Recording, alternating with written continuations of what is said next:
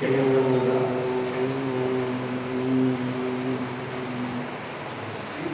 गुरुभ्यो नमः। हरिः ओम। गुरुब्रह्मा गुरुविष्णुः गुरुर्देवो महेश्वरः गुरुरेव परं ब्रह्म तस्मै श्री गुरवे नमः।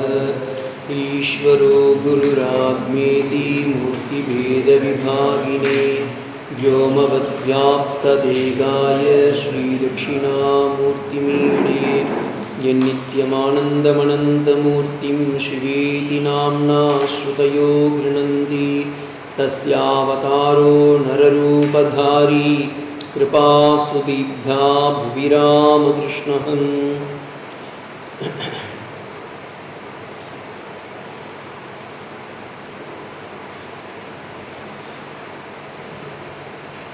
ஆத்மானுபவத்தில் நம்ம மாணிக்க வாசகருடைய சிவபுராணத்தை பார்த்துட்டு வரும்.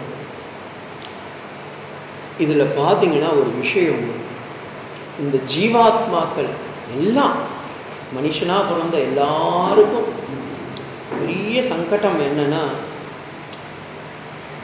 தன்னுடைய சொந்த சொத்தை மறந்து இல்லாத சொத்தை நம்மளுடைய சொத்துன்னு நினச்சிட்டு எத்தனை விதமான ஒரு டைமென்ஷன் மாற்றி மாற்றி மாற்றி வாழ்க்கையே பார்த்திங்கன்னா ஃபுட்பால் மாதிரி அங்கங்கே அடிபட்டு நொந்து ஒவ்வொன்றா பரீட்சை பண்ணி அவனும் கடைசியில் மனுஷ பிறவிக்கு வரான். அந்த மனுஷ பிறவியிலையும் அப்படி எடுத்த மனுஷ பிறவியிலையும் கடைசியில் தான் அவன் வேதாந்தத்துக்கே வரான். முதல்ல அவன் என்ன பண்ணுறான், வேதம்னு தெரிஞ்சுக்கிட்டு ஓகே இந்த வேதம் நன்னா இருக்கு, முதல்ல அவன் வைதிகத்தில் பிறக்கணும். வைதிகத்தில் பிறந்தாலும் அதுக்கு அடுத்தது பாருங்கன்னா, அவனுக்கு சின்ன வயசில் அவங்க அப்பா அம்மா சொல்லி கொடுத்த கர்மத்தை தான் அவன் அனுஷ்டானம் பண்ணுறான். ஒரு பிரம்மச்சரியா சந்தியாவந்தனம் இல்லை சமிதாதானம் இதெல்லாம் பண்ணி கர்மத்திலேயே அங்கபூதமாக இருக்கானா கண்டி அந்த கர்மத்தில் இருக்கிற ஞானத்துக்கு அவன் வர கொஞ்சம் அடி எடுத்து வைக்கிறதுக்கு. இது நமக்கு இல்லை, பெரிய பெரிய வித்வான்கள் 90 வயசு 100 வயசுல இருக்கிறவங்களுக்கு கூட பார்த்தீங்கன்னா சந்தியாவந்தனம் அடிக்ட் ஆகிருப்பான். நான் என் பூர்வாசிரமத்தில் இந்த பிரதோஷ காலத்துக்கெல்லாம் கோவிலுக்கெல்லாம் போயிருந்தேன். அப்போ அந்த கோவிலில் போய் ருத்ரன்லாம் சொல்லும்போது நான் அப்போ சொல்கிறேன், நான் நடந்தது சொல்கிறேன். எனக்கு இன்றைக்கும் ஒரு சுவாமி, ஒரு தாத்தா, எனக்கு ரொம்ப அவரை பார்க்கும்போது இப்போயே நான் கண்ணு முன்னா அவருடைய பிம்பம் இப்போ உயிரோடு இருக்காங்கன்னு தெரியல எனக்கு. அப்பயே 100 வயசு.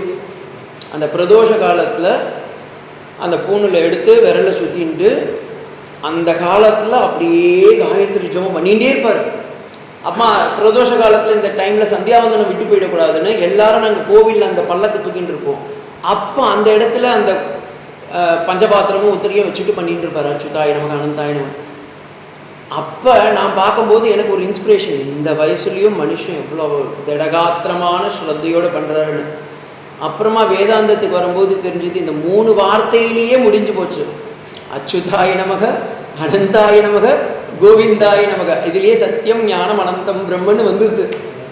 இது தெரியாமல் நம்ம என்ன பண்ணுறோம், அடுத்தது கேசவநாராயண மாதவ கோவிந்த விஷ்ணு மதுசூதன் எல்லாம் போயின்னு இருக்கோம். அப்புறமா ஆப்போஜோ இஷ்டமயோ சிவகா அதெல்லாம் போயின்னு இருக்கோம். அதுக்கப்புறமா சமிதானம் எதுக்கு பண்ணுறோம், ஏதோ ஒரு சிஸ்டமேட்டிக்காக போயின்னு இருக்க போகுது. இந்த ட்ராக்ல ட்ரெயினை வச்சுட்டா அது ட்ரெயின் அந்த ட்ராக்கில் தான் ஓடும், வேற எங்கேயும் நிலத்துக்கு வராது.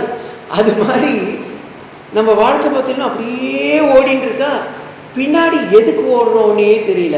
அது மாதிரி நிறைய பேர், நிறைய நண்பர்கள் சந்தியாவந்தனத்திலேயே மூழ்கிடுவோம், நித்தியானுஷ்டானத்தில் மூழ்கிடுறோமா கண்டி அந்த நித்தியானுஷ்டானத்தில் இருக்கிற தாற்பயம் என்னன்னு மறந்துடும்.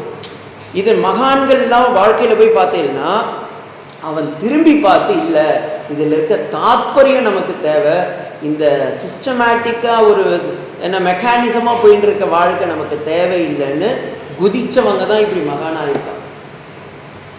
அதுதான் வேதமும் சொல்கிறது. நான் வேதத்துக்கு புறம்ப சொல்லலை. இங்கே பாருங்க, பிரம்மசூத்திரத்தில் ஃபஸ்ட்டு சூத்திரம் என்ன? அதாதோ பிரம்ம ஜிக்ஞாசா. அத அந்த இடத்துல சங்கர பகவத்பாதாளுடைய பாருங்க, அது பரியந்தம், அதை கழிச்சு. எதை கழிச்சு? கர்மகாண்டத்தில் நீ மூழ்கி எல்லாம் போயிட்டியே, அதிலிருந்து அதுக்கு அதன் அனந்தரம், அதுக்கப்புறமா வாணி எங்கே வரணும்? வேதாந்தத்துக்கு வா. ஏன்னா நீ இது வரைக்கும் அச்சுதாய நமக்கு அனந்தாய நமகன்னு நம்ம என்ன பண்ணிட்டு இருக்கோம்? வெறும் அச்சுத்தன்னா ஒரு ஸ்பூனில் இருக்கிற ஜலத்தை எடுத்து வாயில விடணும், அவ்வளோதான் நமக்கு தெரியுது. அப்புறமா தான் தெரியுது அச்சுதன்னா சுதகை இது அச்சுதக, கை நழுவல் இல்லாமல் என்னை காப்பாத்துறியேடா. குந்தி தேவி சொல்கிறா, ஏ என்னை நீதானே காப்பாற்றணும்னு குந்தி ஸ்துதியில் சொல்லும்போது சொல்கிறா, ஏ அச்சுத கோவிந்த ஜனார்தன புண்டரீகாட்சா துவம் ரக்ஷ ரக்ஷமாம் அப்படின்றா. நீ என்ன காப்பாற்றுவ. அந்த வார்த்தையை பாருங்க, அந்த ப்ரேயரில் கூட குந்தி தேவிக்கு அத்வைத்தம் எந்த அளவுக்கு இருந்தால் ஃபஸ்ட்டு வார்த்தை என்ன கேட்டால்? அச்சுதா. இல்லை, திரௌபதியும் அதே மாதிரி தான் கேட்குறாங்க. திரௌபதி கதைக்கு வருவேன். அப்போ இந்த ஜீவாத்மாக்கள் எல்லாருமே பார்த்தீங்கன்னா நம்ம எல்லாமே ஒரு மெக்கானிசமாக அப்படியே இந்த மேட்டிலிருந்து பள்ளத்துக்கு போகும்போது சைக்கிள் பெடலிங் போட தேவையில்லை, அதுவே ஓடும். அது மாதிரி தான் நம்ம வாழ்க்கையை ஓட்டின்னு இருக்கோம். அப்போ வேதாந்தம் என்ன சொல்றது? இல்லைப்பா, நீ அதுலேருந்து வாப்பா வெளியே முதல்ல. ஆனால் தேவை, ஏன்னா இந்த பெடலிங்கே முதல்ல போட மாட்டேறானே. சில பேர் குரங்கு பெடலில் உட்காந்துட்டு இருக்காளே, நான் எதுக்கு சைக்கிளே தொட மாட்டேறான் சில பேர். அது மாதிரி முதல்ல வரணும், அதுக்கப்புறமா அவன் பரீட்சை பண்ணி பார்க்குறான். அப்போதான் அவனுக்கு நிர்வேதம் வரும். இந்த நிர்வேதம் ஏன் வருதுன்னா, இல்லை நாம் பண்ணதில்லை ஏதோ ஒரு கோளாறு இருக்குது, அது நம்ம டெய்லி பண்ணுறோம், அதில் ஏதோ ஒரு கோளாறு இருக்குது, அதுலேருந்து நம்ம வெளியே போகணுன்னா ஈ வாண்ட் சம் சாஸ்திரம் தேவை இல்லை. அப்போ தான் இவன் தெரிஞ்சுக்கிறான், நம்ம ஏதோ ஒரு தப்பு நடக்கிற மாதிரி இருக்கிறது, இதில் ஏதோ ஒரு தாத்பரியம் உள்ளார இருக்குது, அதை புரிஞ்சுக்கணும். நம்மளுடைய சிருஷ்டியோடைய ரகசியம் என்ன? நான் எதுக்கு இங்கே மனுஷனாக பிறந்தேன் அப்படின்னு அவன் யோசிக்கிறான். அதை தான் அடுத்த சூத்திரம் சொல்லுறது, ஜென்மாத்யஸ்ய யதஹ. தைத்திரிய உபனிஷத்தில் இருக்கு, யதோ வா இமானி பூதானி ஜாயந்தி ஏன ஜாதானி ஜீவந்தி யத் பிரயம் யவிஷம் விஷந்தீதி தத் விஜ்ஞாய. அந்த பிரம்மத்தை அந்த பிரம்மன்ற கூட சொல்ல, அதை பற்றி நீங்கள் சிந்தனை பண்ணுங்கள்.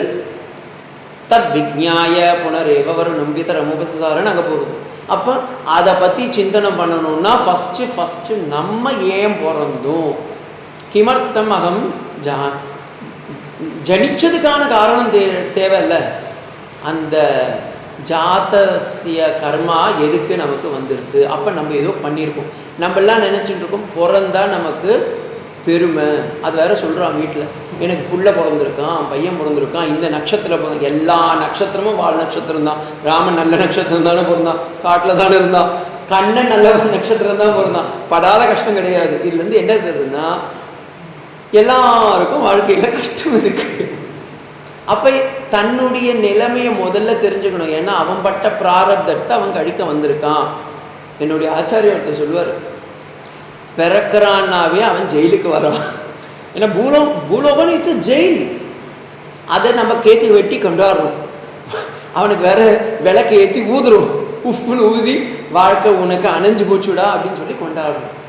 அப்போ வேதாந்தம் சொல்றது இல்லைப்பா, ஜென்மாத்யஸ்ய யதக, நீ எதுக்கு வந்திருக்கியோ ஜென்மம் ஆதி யஸ்ய, எந்த காரணத்தினால் நீ வந்திருக்கேன்னு அதை கண்டுபிடிப்பா அப்படின்னு சொல்லும்போது தான் அவன் ஓ நான் ஜெனிச்சதுக்கான காரணம் என்னன்னு வேணும் அப்படின்னு அதை யோசிக்கிறான்.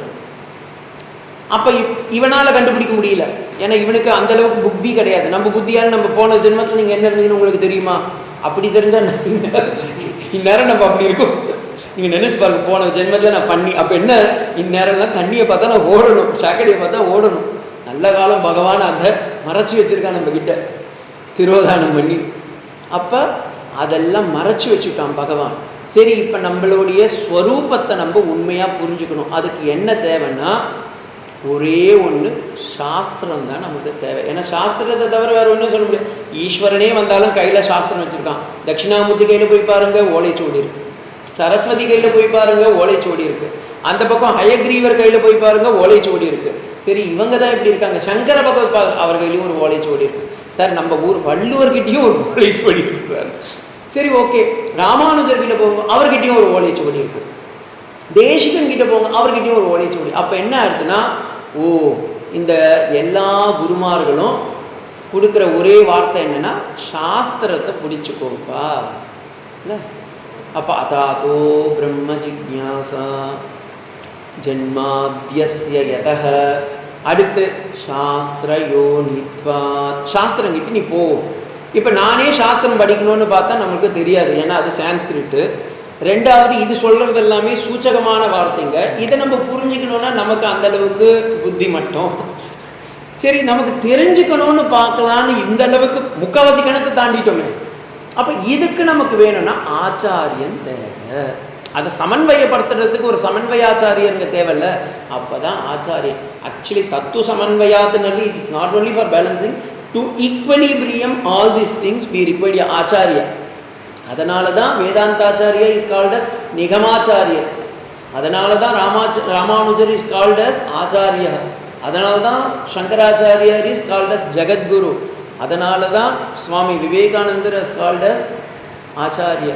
ஸ்ரீராமகிருஷ்ணர் அஸ் ஆச்சாரியான மகாச்சாரியர். ஏன்னா அவர் வாழ்ந்து காமிச்சிட்டார். மீதெல்லாம் சொன்னாங்க, இவர் வாழ்ந்தே காமிச்சுட்டார் எல்லாம். அப்போ இதுதான் தாத்பரியம். இந்த பிரம்மசூத்திரத்துடைய லைஃப் நம்ம நினைச்சுவோம், பிரம்மசூத்திரம்னா ஏதோ ஒரு பெரிய புக்கு போல இருக்கு, அதை படிக்கணும் போல. ஆக்சுவலி நம்ம வாழ்க்கையே பிரம்மசூத்திரம் தான். நீங்கள் பாருங்க, ஒவ்வொருத்தர் லைஃப்பும் பிரம்மசூத்திரம் தான். இந்த மாணிக்கவாசகர் அதுதான் பண்றாரு. சுந்தரமூர்த்தி நாயனார் நேற்று பார்த்தே இல்லை, அவரும் அதுதான் பண்ணாரு. நான் பாட்டின்னு பிரம்மச்சாரி ஆசிரமத்திலிருந்து கிரகஸ்தாசிரமம் பண்ணோம்னா, டே உனக்கு அது கிடையாது, கட் ஆஃப் பண்ணுன்னு சொல்லி அவர் ஒரு தலா கொடுக்குறாங்க. ஆனால் புரிஞ்சுக்கல. கடைசியில் ஒரு கோர்ட்டுக்கு போய் சாஸ்திரத்தை காமிக்கிறார். இல்லை, நம்ம எல்லார் வாழ்க்கையிலையும் பார்த்தீங்கன்னா நம்ம பாட்டுன்னு ஓடிட்டு இருந்தோம். எல்லாரும் எல்லாம் நம்மளுக்கு நம்மளே அனலைஸ் பண்ணுங்க, செல்ஃப் எஸ்டிமேஷன் அனாலிசிஸ் பண்ணுங்க. நம்ம எல்லாம் பார்த்தீங்கன்னா ஒரு காலத்தில் அப்படியே கர்மகாண்டத்தில் போயின்னு இருக்கோம். கணபதி ஓமம், இந்த இது அது இதுன்னு பண்ணிட்டு இருக்கோம். அப்போ ஏதோ ஒரு தெய்வீக சக்தி நமக்குள்ளார நம்ம பண்ண ஒரு நல்லதோ, இல்லை நம்ம அப்பா அம்மா பண்ணதோ, இல்லை நமக்கே போன ஜென்மத்தில் ஏதோ ஒன்று பண்ணதோ, இல்லை இதுக்கு ஒரு எக்ஸம்ஷன் இருக்கு. சங்கராச்சாரியார் வந்து கட்டோபனிஷத் பாஷ்யத்தில் நான் சொல்லும்போது சொல்லியிருப்பேன், சகசிர மாத்திர சமான ஹிருதயம் இந்த வேத மாதாவுக்கு. அவளே கருணை கூந்து என்ன பண்ணுறாச்சா, இந்த குழந்தை எவ்வளோ பிறப்பை எடுத்துட்டு இருக்கான், நம்ம தானே காட்டி தரணும் அப்படின்னு சொல்லி அவளே காட்டி கொடுக்குறான். அப்போ நம்ம எஃபர்ட் எடுக்கல, அவளுடைய அனுகிரகத்தில் குருவையும் அவரே அனுப்பிச்சுட்டார், ஆன்லைன் சேவார்த்திகளையும் அவரையும் கொடுத்துட்டார், ஸ்கிரிப்சரையும் கொடுத்துட்டவா நீ தெரிஞ்சுக்கொண்டார். அதுதான் நம்ம இந்த பண்ண இருக்கு பாருங்க, அந்த முந்தைய ஜென்மம் முந்தைய இப்போ நம்ம இந்த லைஃப்லயே முன்ன பண்ண அந்த பாவங்கள் புண்ணியங்கள்லாம் இருக்குல்ல, அதெல்லாம் பகவான் அப்படியே எடுத்துக்கிட்டே வரான். அதை தான் அந்த இடத்துல சொல்றாரு, முந்தை வினை முழுதும் ஓய உரைப்பண்யான். நான் சொல்றேன்ப்பா, என் கதையே நான் சொல்றேன்னு மாணிக்கவாசகர் தன்னுடைய இதுதான் சுயசரிதைங்க. நம்ம நிறைய பேர் நினைச்சுட்டு இருக்கோம் மகாத்மா காந்திஜி அவரும் எழுதினார், அது வேற விஷயம். ஆனால் முதல் சுயசரிதை மாணிக்கவாசகர் எழுதினது. முந்தை வினை முழுதும் ஓய உரைப்பண். அதாவது இந்த ஓய அப்படின்றது என்ன தெரியுமா, தமிழ்ல ஒப்பாரி வைக்கிறதுன்னு அர்த்தம். யாருன்னா இந்த வார்த்தை இப்போ நீங்கள் புறநானூறு பாட்டில் போய் பாருங்க, அந்த இடத்துல வந்து இந்த சங்க தமிழச்சி வந்து பார்க்கும்போது முதல் தன்னுடைய அப்பாவை இழந்துட்டா, அடுத்து தன்னுடைய கணவனை இழந்துட்டா, குட்டி குழந்தை, அந்த குழந்தைக்கு அன்னைக்கு தான் பால் சோறே கொடுத்துருக்கா. ராஜா எல்லார் வீட்டிலேருந்து ஒவ்வொரு ஆண்மகன் வேணும்னு ஒன்று இவ தன்னுடைய குழந்தைய சொல்கிறான், நீ போய் சண்டை போட்டுவான்னு. அவன் செத்து போயிட்டான், அவன் இறந்துட்டான். ஒரு பையன் வந்து ஓடி வந்து சொல்கிறான், பாட்டி உன் குழந்தை செத்து போயிட்டான் அப்படின்னு. அவளுக்கு இனிமேல் கல்யாணமும் பண்ண முடியாது, இவளுடைய ஒரே பையனும் போயிட்டான். அப்பா அவள் அழுகுறான். அந்த இடத்துல புறநானூரில் சொல்லுவான், ஓய உரைத்தாலே அப்படின்ற வார்த்தை வரும். அப்போ ஓயனா அழுகுறா, ஒப்பாரி வைக்கிறான் அந்த இடத்துல. இந்த இடத்துல மாணிக்கவாசகரும் ஒப்பாரி வைக்கிறாரு, நான் எப்படிலாம் கடந்து வந்திருக்கேன், எப்படிலாம் நான் கடந்து வந்திருக்கேன். என்ன கண்ணுதலால் தன் கருணை கண்காட்ட வந்தெய்தி. நீங்க ஒரு கருணையை காட்டினியே, நம்ம யாருக்குன்னா தெரியுமா இவ்வளோ பெரிய கணத்தை தாண்டி வந்திருக்கோம்ல. இப்போ நம்ம சொல்லும்போது தான் நீங்களே யோசிக்கிறேன், இவ்வளோ பெரிய கணத்தை நம்ம ஒவ்வொருத்தர் வாழ்க்கையில நீங்களே யோசிச்சு பாருங்க. இந்த மாணிக்கவாசகர்ன்றது ஒருத்தர், ஆனால் நம்ம ஒவ்வொருத்தரும் மாணிக்கவாசகர் தான். இங்கே நம்மளுடைய வாழ்க்கையில் அப்படியே கடந்து வந்திருக்கோம். ஏன்? இந்த கருணையை பகவான் காட்டிட்டான் இல்லை? எண்ணுதற்கு எட்டார் கழல் இறைஞ்சி, நீ எங்க இருக்கிற? நான் ஏதோ வைகுண்டத்தில் இருக்கேன், கைலாசத்தில் உட்காந்துட்டு இருக்கேன். எனக்காக பல்லாயிரம் பல கோடி லட்சம் மக்கள்ல நீ என்னை செலக்ட் பண்ணி இந்த ஒரு 4x4 ரூமுக்குள்ள கிடையாது, இந்த இடத்துல உட்கார வச்சு நமக்கு இதெல்லாம் ஒரு சர்ச்சையை கொடுத்து இந்த ஞானத்தையும் கொடுத்து நீ இறங்கி வந்து எனக்கு பண்றியேப்பா. இதுதான் அனுக்கிரகம். இதுதான் அனுக்கிரகம். நம்ம ஏதோ பண்ணுறோம். அனுக்கிரகம்னா பகவான் வந்து நமக்கு பெரிய பிளஸ்ஸிங் கொடுப்பான், கையிலேருந்து தங்க காசு வரும், அதெல்லாம் வராது. கடவுளை கூட காணாதீங்க, அதெல்லாம் ஒன்றும் கிடைக்காது. ஏன்னா அவன் எதை கொடுத்தாலும் ஒரு வஸ்துவாக வருதுன்னா அது நமக்கு நிலை இல்லை. அவன் கொடுக்குற ஒரே அனுக்கிரகம் என்னன்னா நமக்கு கொடுக்குற ஆத்ம அனுக்கிரகம் மட்டும்தான். ஏன்னா உங்கள் சொந்த சொத்தை உங்களுக்கே காட்டி கொடுக்குறான், அவன் திருப்பி கொடுக்குறான். அதை மீதியெல்லாம் என்ன பண்ணுறான்? எடுத்து வேற எங்கேருந்து கொடுக்குறான். இந்த அருணாச்சல அக்ஷரமணி மாலை நேற்று பரிச்சையில் ஜப்படி வித்தை காட்டின்னு இருக்கேடா அருணாச்சலா, உருப்படியாக ஒரு வித்தியை எனக்கு காமி. இந்த ஜப்படி வித்தைன்னு இருந்தோம் மேஜிக்கு. இந்த மேஜிக்லேயே வந்து ஆக்சுவலி என்னன்னா ஒரு வஸ்துல இருந்து தான் இன்னொரு வஸ்து வரும். நீங்கள் பாருங்களேன், ஒரு பொட்டியை திறப்பா அது வந்து புறா வரும், ஒரு பேப்பர் வரும், ஏதோ ஒன்று காம்பான். அப்போ ஒரு வஸ்து தேவை. ஒரு ஆதாரம் இல்லாமல் ஒரு ஆதேயத்தை அடைய முடியாது. ஆனால் ஆதாரமாகவும் ஆதேயமாகவும் அடைஞ்ச சித்த வஸ்துவாகவும் இருக்கிறது ஒன்றே ஒன்று தான், ஆத்மா தான். இல்லை, ஏன்னா அது எங்கிருந்தும் வர முடியாது, எதாலையும் கொடுக்க முடியாது. ஏன்னா இருக்கிற சொத்து அது. இருக்கிற சொத்துலேருந்து நீங்கள் எப்படி மேஜிக் பண்ணுறவங்கிட்ட கேளுங்க, சுவாமி எனக்கு கொஞ்சம் ஆத்மாவை காட்சி கொடுங்கன்னா அதை பண்ண முடியாது. நீ என்னென்னையோ பண்ணுறியப்பா, இதை பண்ணப்பா, உருப்படியான வித்தை. அதை தான் அவர் கேட்குறார், அருணாச்சலா ஏதோ மேஜிக்கெல்லாம் காமிச்சுட்டு இருக்கி, எனக்கு அது வேண்டாம், உருப்படியான வித்தியை எனக்கு காமிச்சு கொடு. ஏன்னா நீ எல்லா இடத்துலையும் இருக்கிற, உனக்கு ஆத்மா இல்லாத இடம் எங்கன்னா இருக்கா பாருங்க. இப்போதான் இஸ் ஸ்லோலி கெட்டிங். நேற்று வரைக்கும் பார்த்தீங்கன்னா சகுன பிரம்மத்தை சொல்லிட்டார். இப்போதான் இஸ் கம்மிங் டு த, நான் உன்னை வந்து நார்மல் மனுஷனாக பார்க்கல, சும்மா இந்த பக்கம் மான்மழு ஏந்திய மகேஷனாகவும் திரிசூலம் வச்சுட்டு இருக்கவனாகவும் நான் பார்க்கல. நான் உன்னை எப்படி பார்க்குறேன்? விண்ணிறைந்து மண்ணிறைந்து மிக்காய் விலங்கொலியாய், அப்படியே அகண்ட சச்சிதானந்த ஸ்வரூபமாக நீ இருக்கிற. எங்க மாவேலிக்கரையில் இருக்கியா, இல்லை கேரளாவில் இருக்கியா, தமிழ்நாட்டில் இருக்கியா, இந்தியாவில் இருக்கியா, ஆசியாவில் இருக்கியா, பூலோகத்தில் இருக்கியா, எல்லா பிரபஞ்சத்துக்கும் நீ இருக்கிற. சயின்ஸு சொல்லுறது இந்த மாதிரி இந்த மில்கி கேலக்சின்னு நம்ம சொல்லிட்டோம். அந்த மில்கி கேலக்சியே பல மில்லியன்ஸ் இருக்கு, ட்ரில்லியன்ஸ் இருக்குன்றான் அவன். எத்தனை வேணா இருக்கட்டும், அத்தனையிலையும் இருக்கிற ஒரு வஸ்து என்னன்னா இந்த சைதன்ய ஸ்வரூபம், இந்த ஆத்மஸ்வரூபம், இந்த பிரம்மஸ்வரூபம், இந்த அகண்டாகார விருத்தி சித்தம். அந்த நம்ம சித்தத்தில் பார்க்கறதுனால அது விருத்தி ஆகுது. ஆக்சுவலி அந்த வேவ்லென்ஸ் இருக்கு, ஆனால் நம்ம டியூன் பண்ணிங்கன்னா அது கிடைக்கும், சித்த விருத்தி இல்லை. அப்போ இதை நான் என்ன பண்ணது? எண்ணிறைந்து எல்லை, ஒரு எல்லையே இல்லை. You are அகண்டம். கண்டம்னா ஒரு பார்ட்டு, அகண்டமா இருக்கிறியப்பா, பார்ட்லெஸ்ஸா இருக்கிறியே. அதனாலதான் முண்டகோபனிஷத்துல மாண்டூக்கிய உபனிஷத்துல சொல்லும்போது என்ன சொல்றாங்க? நாந்த பிரஜ்ஞம் ந பகிஷ்பிரஜ்ஞம் நோபேத பிரஜ்ஞம் ந உபேத பிரஜ்ஞம் ந பிரஜ்ஞம் நா பிரஜ்ஞம் அதிஷ்டம் அவ்யயம் அவ்யபதேசம் சாந்தம் சிவம் சதுர்த்தம் மன்யந்தே. எங்க யாரு பாது? ச ஆத்மா. அதை சொல்லிட்டு சொல்லு, ச விஜ்ஞேய ச விஜானாமின்னு சொல்லலாம், நீ இதை தெரிஞ்சுக்கோன்னு சொல்லலாம், நீ இதை புரிஞ்சுக்கோன்னு சொல்லலாம். அந்த இடத்துல வேதம் பாருங்க, டப்புன்னு ஒரு மாத்தி இருக்கு. ச விஜ்ஞேய, நீ அடைஞ்ச வஸ்துப்பா, அது ஆல்ரெடி இருக்கப்பா, நீ ஏதோ போய் ஒன்று அடையணும்னு தெரியல. எங்கப்பா இருக்கு அந்த ஆத்மான்னு கேட்டா, that is the bomb blasting. நீ உனக்கு மேலே இல்லை, கீழே இல்லை, சைட்ல இல்லை, எந்த இடத்துலயும் இல்லை. சரி, எங்க இருக்கு? அதிருஷ்டம், பார்க்க முடியாது. அவ்யயம், அன்மேனிஃபெஸ்டட், அக்கண்டமா இருக்கு. இது பாருங்க, கான்ட்ரடிக்ஷன் பண்ணுது அதுவே. எல்லாம் ஒரு வியம் இல்லை, ஆனா அதுக்கு ஒரு பார்ட்டே இல்லை. வியம்னா மேனிஃபெஸ்டட் இஸ் அன்மேனிஃபெஸ்டட். அன்மேனிஃபெஸ்டட்னா அவன் இன்னும் உருவாகலன்னு அர்த்தம். ஆனா என்ன சொல்லுது?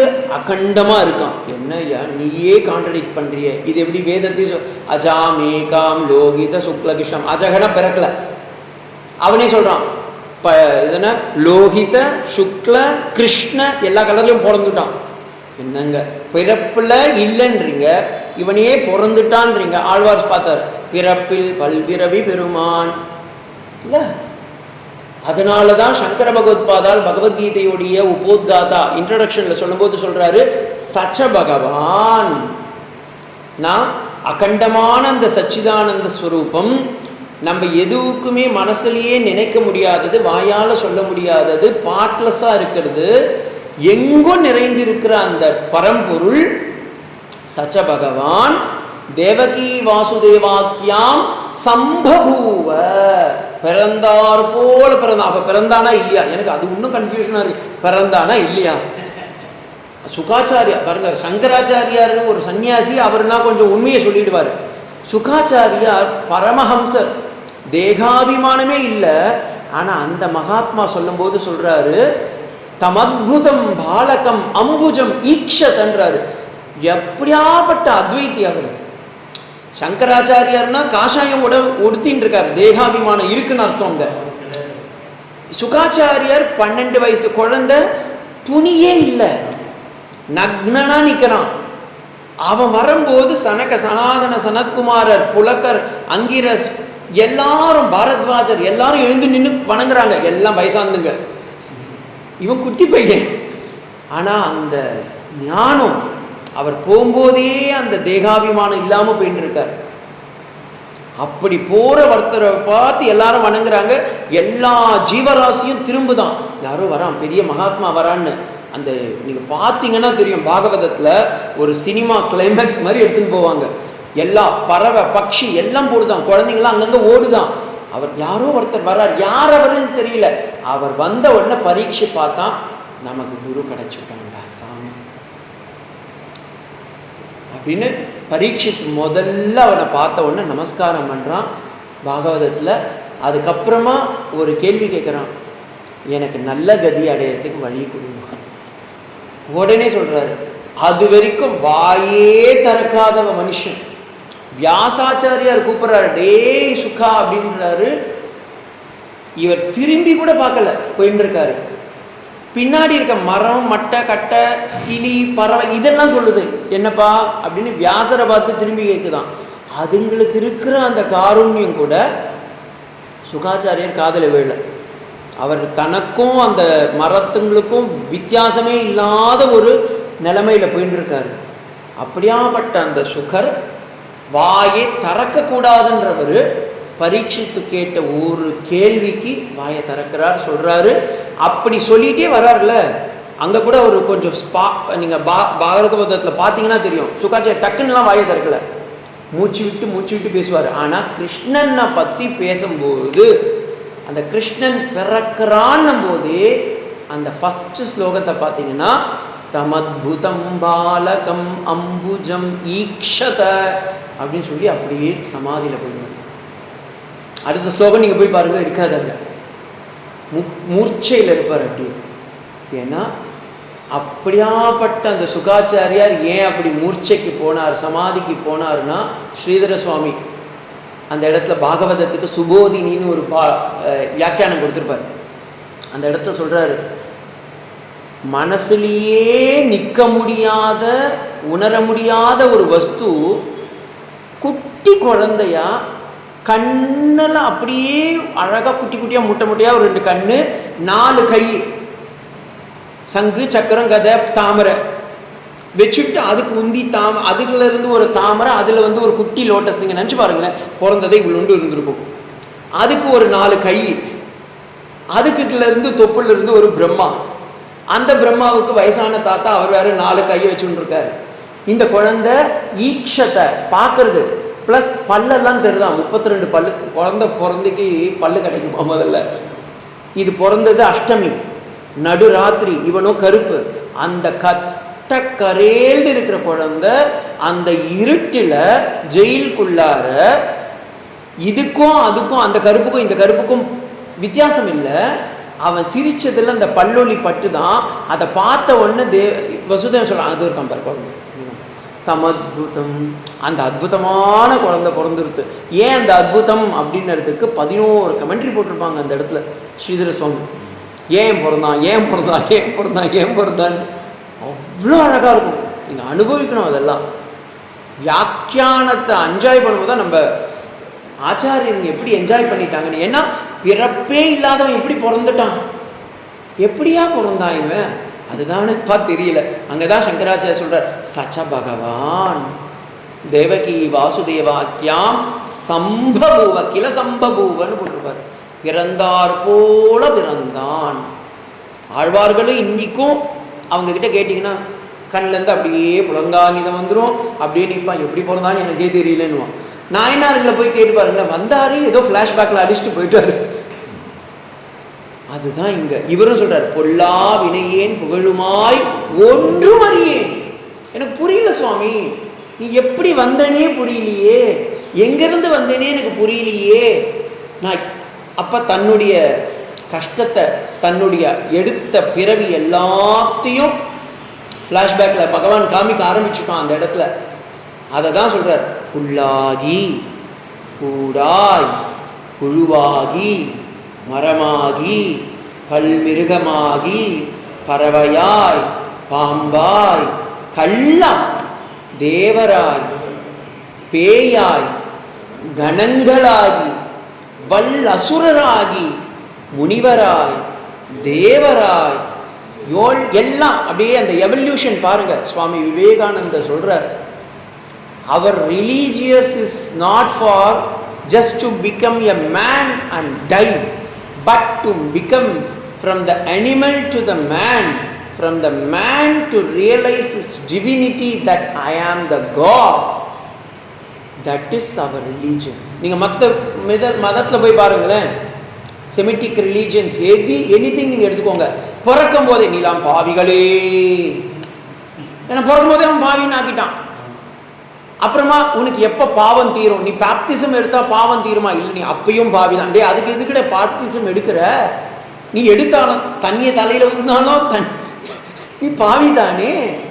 சரி இந்த பக்கம் வாங்க, அந்த பக்கம் கடவுளே காணும், சரி ஓகே, எங்கேயா அந்த ஆளு, இல்லை அந்த ஆளு இல்லை, சரி அந்த புஸ்தகம் அதுவும் கிடையாது, அப்ப என்னதான் பண்ணுறது, நீயும் பாவி தான், அப்படியே இரு. அப்ப அவங்க எல்லாம் பார்த்தேன்னா நித்திய பாவிகளா இருக்கான்.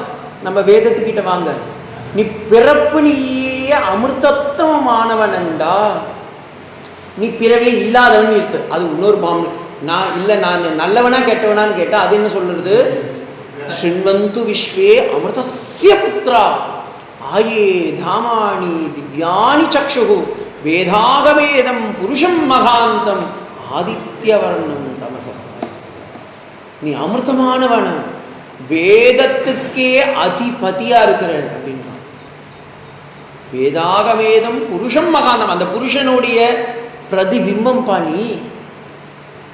ஆதித்ய வர்ணம், நீ எப்படி ஜொலிக்கிற நமக்கு தான் தெரியும். நம்ம ஃபேர் அண்ட் லவ்லி கூட போறது கிடையாது, கண்ட கரையில் இருக்கிறோம்னு நினைச்சுட்டு இருக்கோம். அவன் என்ன சொல்றான், நீ ஜொலிக்கிறடா. வேதாகவேதம் எப்படி ஒரு பூஸ்டிங் கொடுக்குது பாருங்க. எவனா சொல்ல முடியுமா? இல்லைங்க எனக்கே தெரியுங்க, நான் அழுக்காதாங்க இருக்கேன்னு குளிக்கல. இல்லடா, ஆதித்ய வர்ணம் தமசப்பரஸ்தா. ஒரு குழந்தை எனக்கு விழுப்புரத்தில் பார்க்கும்போது ஸ்கூலில் லேட்டாக வந்தான். ஏண்டா லேட்டாக வந்த அப்படின்னு, சுவாமிஜி குளிக்க தண்ணி வரல. பரவாயில்லடா வாடா கிளாஸ்க்கு வந்துரு நீ. அப்புறம் சுவாமிஜி ஒன்று அழுதான். எனக்கு எங்கள் அம்மாலாம் அப்பா கூட என்னை திட்டுறாங்க, ஆனால் நீங்கள் மட்டும் கொஞ்சம் சார். நான் அப்போ என் மனசில் ஒரு வேதாகவேதம் புருஷம் மகாந்தம். ஏன்னா நம்ம மட்டும்தான் இதை சொல்ல முடியும். ஏன்னா we are not seeing the external thing. அதனால தான் சுவாமி விவேகானந்தர் ஒரு பிக்சக்கார மாதிரி அந்த காஷாயத்தை வாங்கிட்டு வெஸ்டர்னைஸ் கல்ச்சர் இருக்கிற அந்த கண்ட்ரிக்கு போகும்போது அவங்களாம் பார்க்குறாங்க, you are looking like a beggar அப்படின்னா. உடனே சுவாமி விவேகானந்தர் சூப்பராக ஒரு வார்த்தையை போட்டார், if your society think that your external appearance make a character, if you come to our religion, our internalizing making the character rather than the externalizing அப்படின்ட்டு. ஏன்னா அவனை பொறுத்த வரைக்கும் கோட் சூட் போட்டால் அவன் பெரிய ஆள், நம்மளை பொறுத்த வரைக்கும் உண்மை பேசுகிறான். என் ராமன் காட்டுக்கு போனாலும் மர உரி கட்டியிருந்தாலும் மாந்தோல் சாப்பிட்டாலும் அவன் ராமன். ஏன்னா அவன் சொல்லின் செல்வன். கிருஷ்ணன் பொய்யை தான் சொன்னான், திருடினான், புடவையெல்லாம் உருவினான், ஆனால் கீதையை சொன்னான். அதனால் அவன் நல்லவன். ஏன்னா எனக்கு character is main, not the personality. அவனுக்கு எக்ஸ்டர்னலைசிங் மெயின், வெளிப்புறம் வேணும், உள்புறம் அழுக்கு. அதுதான் அவங்களுடைய மொத்த லைனில் போய் பார்த்தேன்னா வெளியே காமிப்பான் உள்ள அழுக்கு. நமக்கு அப்படி இல்லை, உள்ள தூய்மை, வெளியே ஒன்றையும் காமிக்க மாட்டான். ஏன்னா தேகாபிமானம் இல்லை நமக்கு. நீங்கள் போய் பாருங்க, அமர்நாத், கேதார்நாத் எல்லாம் போய் பாருங்களேன். இந்த சன்னியாசிங்க ஒன்றும் இல்லை, குளிக்கவே மாட்டான், வருஷ கணக்கில் குடிச்சிருப்பான். ஆனால் அப்படியே ஃபேஸ் பார்த்தீங்கன்னா தேஜஸ்வியாக இருப்பான். வார்த்தை பார்த்தீங்கன்னா அப்படியே அவன் வாயை திறக்க மாட்டான். அது வேற, சொல்லாமே சொல்லின்னு இருப்பான், அது வேற விஷயம். ஏன்? ஏன்னா இன்டர்னலைஸ்ட், எல்லாமே இன்டர்னலைஸ்ட். இவரும் அதை இன்டர்னலைஸ் பண்ணுறதுனால தான் அவருக்கு அந்த அதை வந்து நீங்கள் டைஜஸ்ட் பண்ண முடியல. சுவாமி இவ்வளவு ஈழப்பிறவி சுவாமி, நான் இவ்வளவு, நம்ம வைணவத்தில் சொல்லுவோம்ல, அடியேன் வந்திருக்கேன். அது எவ்வளோ பெரிய ஒரு இது பாருங்க. ராமானுஜர் தன்னுடைய ஸ்ரீபாஷ்யத்தை எழுதும்போது சொல்றாரு, திருணீகிருத விரிஞ்சாதி நிரங்குஷ விபூதையக. நான் திருணம்பா, புல்லுக்கு சமான். எவனா புல்லா இருக்கிறவன் 9 கிரந்தத்தை எழுதுவானா? நினைச்சு பாருங்க. ஸ்ரீபாஷ்யம் எழுதுவாரா? கீதா பாஷ்யம் எழுத முடியுமா? புல்லுக்கு சமானம்னு தன்னைத்தானே காமிக்கிறார் அவர். இந்த பக்கம் சங்கரரை போய் பாருங்க, நான் ஒருத்தனுமே இல்லை சுவாமி. நீங்கள் ராமானுஜருடைய லைஃப்பில் போய் பார்த்தீங்கன்னா ஞானம் இருக்குது.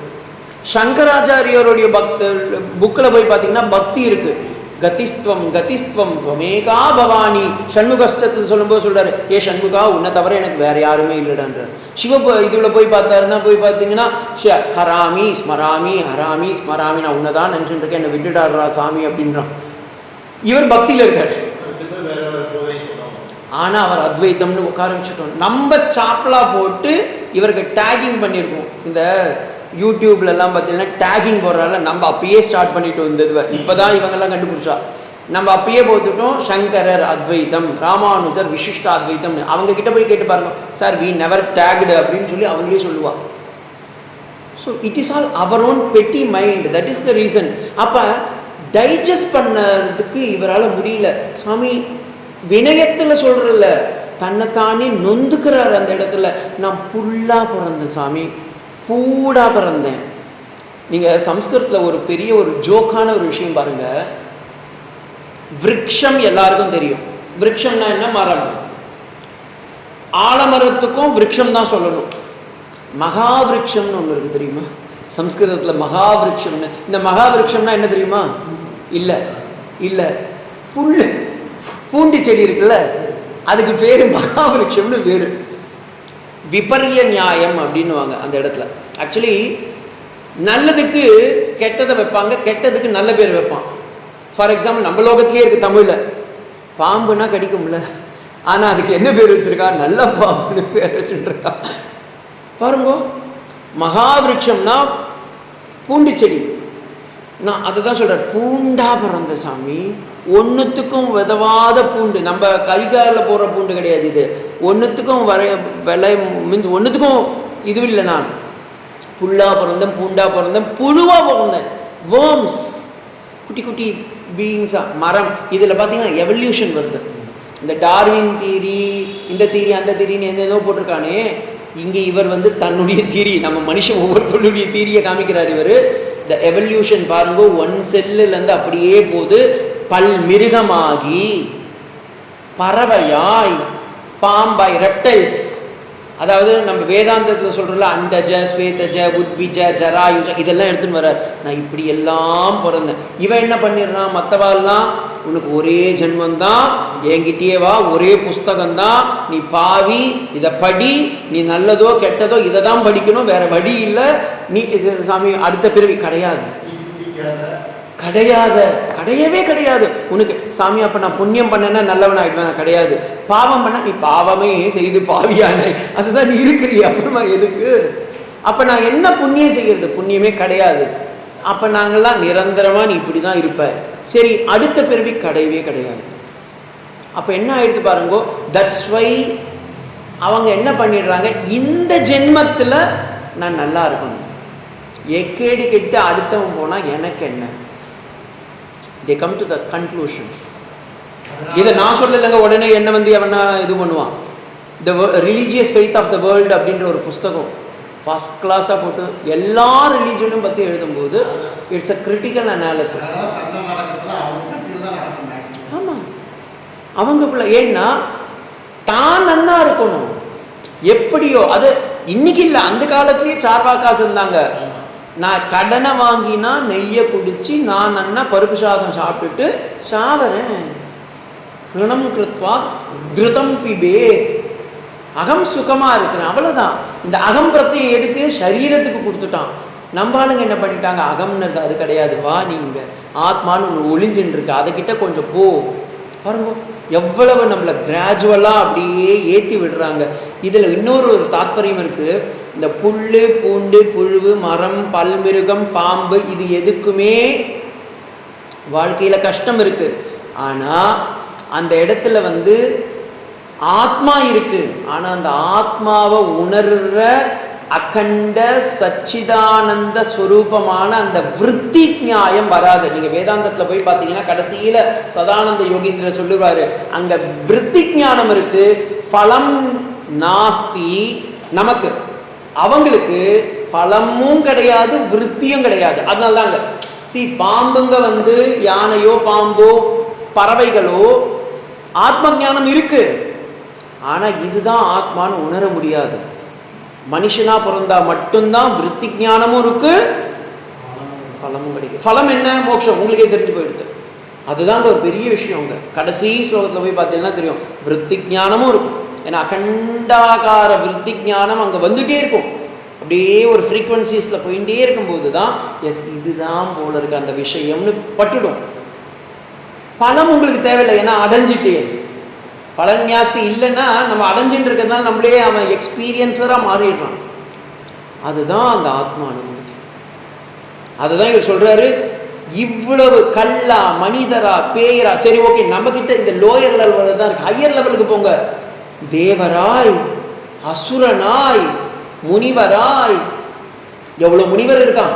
விஸ்வாமித்திரம் பெரிய மகரிஷி தானே, வசிஷ்டம் பெரிய மகரிஷி தானே, ஜாபாலன் பெரிய மகரிஷி தானே, ஆக்ஞவல்க 2 ஒய்ஃபு பெரிய மகரிஷி தானே.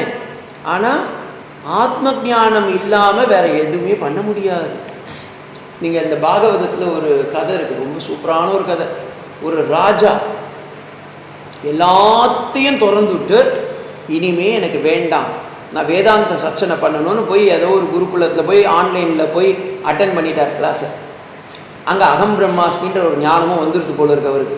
சரி ஓகே நம்ம அடைஞ்சதை இனிமேல் மெடிடேட் பண்ணணும்னு சொல்லிட்டு எந்த டிஸ்டர்பன்ஸுமே இல்லாமல் நான் வாழ்க்கையில் ஆத்மாவை உணரணும்னு சொல்லிட்டு கடல் அடியில் போய் போயிருக்கான். எந்த டிஸ்டர்பன்ஸும் இருக்கக்கூடாதுன்னு சொல்லியிருக்கான். ஒழுங்காக மெடிடேஷன் பண்ணணும்ல.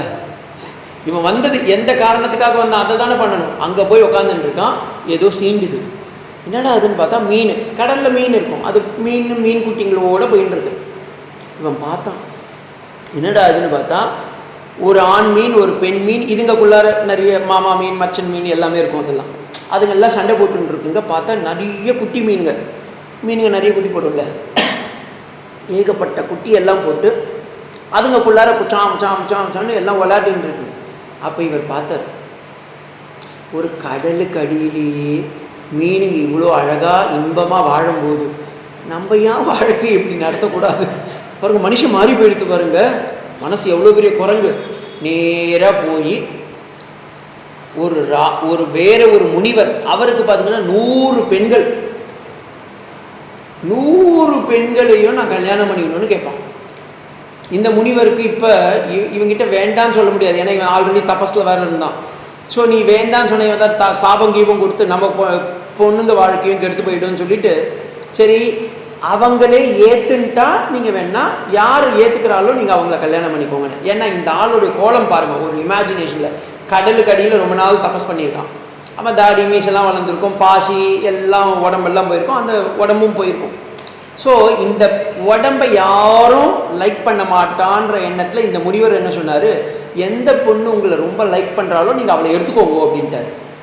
இவன் என்ன பண்ணிட்டான், இவன் பண்ண தபஸ் இருக்குல்ல, இவருக்கு தான் உருவத்தையே மாற்றி சுந்தரமான ஒரு இது போய் நின்னாரு. 100 பெண்களும் நான் இவனை தான் கல்யாணம் பண்ணிப்பேன்னு சொல்லிட்டான். இந்த முனிவருக்கு என்ன ஆயிடுத்து, ஐயோ என்னடா இது இப்படி ஆயிடுத்து நம்ம வாழ்க்கைன்னு சொல்லி, சரி 100 பொண்ணுக்கும் கன்னிகாதானம் கொடுத்தோம், நமக்கும் பிரச்சனை தீர்ந்ததுன்னு சொல்லி 100 பெண்ணையும் கல்யாணம் பண்ணி வச்சுட்டார். 1 வருஷம் ஆச்சு. அதுக்கப்புறமா இந்த பொண்ணுங்கள்லாம் நன்னா இருக்காளா இல்லையான்னு சொல்லிட்டு ஒவ்வொரு வீட்லையும் தனித்தனி வீடு, அப்பார்ட்மெண்ட்ஸ், ஒவ்வொரு பெண்ணுக்கும் ஒவ்வொரு 101, 102, 103 நம்பர் போட்டு கொடுத்துட்டார். ஒவ்வொரு வீட்லேயும் போய் கேட்குறாங்க. எல்லா பொண்ணுங்களும் ஒரே ஒரு இது, அப்பா கேட்குறாரு பொண்ணுங்க வீட்டில், எல்லாப்பா நல்லா வச்சுருக்காரம்மா அந்த முனிவர், எல்லாம் ஏதாவது குறை இருக்காமா அப்படின்னா, ஒரு குறை இல்லைப்பா, ஆனால் ஒரே ஒரு பிரச்சனைப்பா, என் கூடயே இருக்கார், தங்கச்சி வீட்டுக்கே போக மாட்டான், அக்கா வீட்டுக்கே போகிறான். ஒவ்வொருத்தையும் இதே தான் சொல்கிறான். அப்பா அந்த முனிவர் புரிஞ்சுட்டார், இந்த ஆளுக்கு எவ்வளவு பெரிய ஆபாசம், ஆபாச விருத்திக்கு 100 பெண்கள் வீட்லேயும் 100 சரீரத்தை எடுத்து 100 ஜென்மமாக வாழ்ந்துட்டு இருக்கான். இதுதான் நம்ம வாழ்க்கையும் பார்த்தீங்கன்னா ஒவ்வொருத்தரும் நினைச்சுட்டு இருக்கோம், இல்லை நம்ம நல்லா சந்தோஷமாக இருக்கும், கொஞ்சம் எக்ஸ்ட்ரீமாக தான் இருக்கும், இது கொஞ்சம் படும். ஆனால் ஸ்ரீராமகிருஷ்ண பரமஹம்சர் இது இன்னும் கூட இறங்கி சொல்கிறாரு. நாய் எலும்பை கடிச்சிட்டு அதுலேருந்து ரத்தம் வருதுன்னு நினச்சிட்டு அந்த எலும்பில் நல்லா ருச்சி இருக்குன்னு கடிச்சுட்டு இருக்கான். நைட்டு தான் தெரியும் அது வாயெல்லாம் வெளிச்சு வேதனையில் போய் படுத்துட்டு இருக்கும். ஒட்டகம் பாறையில் போய் பாருங்கோ, அது அந்த முள்ளிலிருந்து நல்லா சுவையான ரத்தம் வருதுன்னு நினச்சிட்டு முள்ளை போய் கடிச்சு, அது முள்ளில் இருக்கா ரத்தம், அது முள்ளை கடிச்சு அது வாயெல்லாம் பார்த்தீங்கன்னா பக்குன்னு ஆயிருக்கும். அது மாதிரி தான் நம்ம சம்சாரிகளும் என்ன பண்ணிட்டு இருக்கோம். நமக்கு மீன்ஸ் சம்சாரினா உடனே இல்லை நான் கிரகஸ்தான் அப்படின்னு சொல்ல விரும்பல, எல்லாரும் சன்னியாசியும் இந்த இடத்துல சம்சாரி தான்.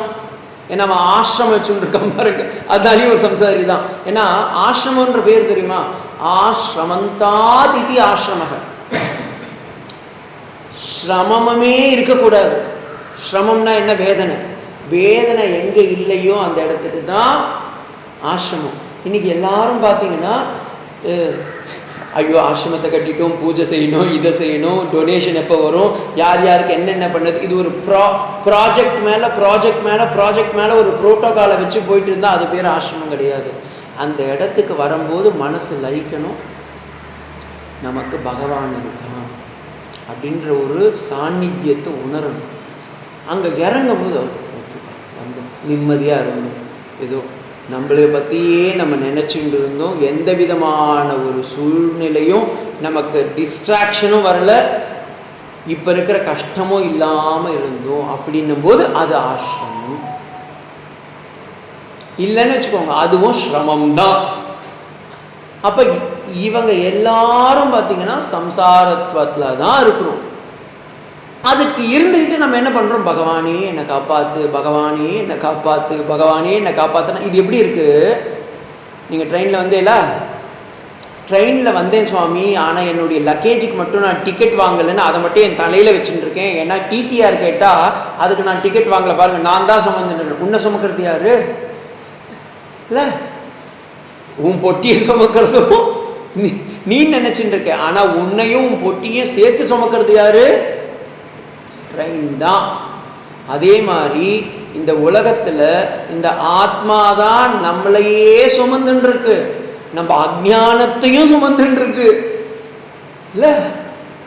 இது தெரியாம நம்ம என்ன நினைச்சுட்டு இருக்கோம், சுவாமி ஆத்மானுபவம்னு சொன்னீங்க, இந்த அஜ்ஞானம் எப்போ போகும், எப்ப வந்துச்சு இது போகிறதுக்கு. இந்த பிரைமரி ரீசனை பார்த்தீங்கன்னா ரீசனே கிடையாது. நம்ம நினைப்போம் சுவாமி ஏதோ ஒரு ரீசன் இருக்கு சுவாமி இல்ல. நேற்று நம்ம பேசிட்டு இருக்கும்போது நைட்டில் பியூட்டிஃபுல்லாக ஒரு டாபிக் வந்தது, அதுக்கப்புறமா நான் ஒரு 10-11 வரைக்கும் அதை நினச்சிட்டு இருந்தேன். அந்த டாபிக் நீங்கள் டக்குன்னு அந்த வார்த்தையை சொன்னீங்க சரவணன்னா, இன்செக்யூர். அதை எழுதி வச்ச அப்புறமா 11 மணிக்கு அதை இன்செக்யூராக இருக்கிறேன். எல்லாருக்கும் இன்செக்யூரிட்டி, ஆனால் உங்களுடைய இன்ல செக்யூர் இருக்கு, அங்கேயே ஆன்சர் இருக்கு பாருங்க. நான் இன்செக்யூரா இருக்கேன் சுவாமி, குழந்தைங்கள்லாம் சொல்லுவோம், சுவாமிஜி நான் இன்செக்யூராக இருக்கேன், அதனால தான் அப்பா அம்மாவையே சுற்றி வந்துட்டுருக்கேன். ஒரு நாய்க்குட்டி என்னையே சுற்றி வருதுன்னா காரணம் என்ன? அது இன்செக்யூரில் இருக்குது. வெளியே போனால் மற்ற நாய் கடிச்சிடும். இந்த ஆள் கூட இருந்தால் ஏதோ 3 வேளை சாப்பாடு கொடுக்குறான், இன்செக்யூரில் இருக்குது. குழந்தை இன்செக்யூரில் இருக்கான். பெரியவனானா ஐயோ எனக்கு ஜாபு கிடைக்கணுமே இன்செக்யூரில் இருக்கான். வேலைக்கு போகணுமே இன்செக்யூரில் இருக்கான். வேலை கிடைச்ச பிறகு ஐயோ இந்த பணத்தை எடுத்து பத்திரமா பதுக்கி வைக்கணுமே இன்செக்யூரில் இருக்கான். ஐயோ கல்யாணம் ஆகணுமே இன்செக்யூர். கல்யாணம் ஆனவன் என்ன சொல்லுங்க, டேய் நல்லா இருடா, இப்படியே நல்லா இருந்தா. இவன் என்ன சொல்றான், டேய் நீ வந்து அந்த பொட்டை கிணறுல விழுந்து வாருன்றான். இன்செக்யூரில் இருக்கான்.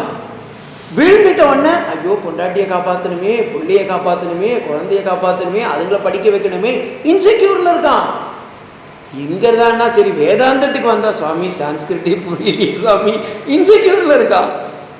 ஐயோ சாமி ஒரு 3-5 வருஷமா கிளாஸ் நடந்துட்டு இருக்கு, புரிஞ்ச மாதிரி இருக்கு, புரிஞ்சிடுமா, அந்த ஆத்ம சாட்சா்காரம் வந்துருமா, 10 கையோட வருமா, 8 கையோட வருமா, எந்த எண்ணிக்கை வந்து எனக்கு காட்சி கொடுக்கும் சுவாமின்னு இன்செக்யூரில் இருக்கான்.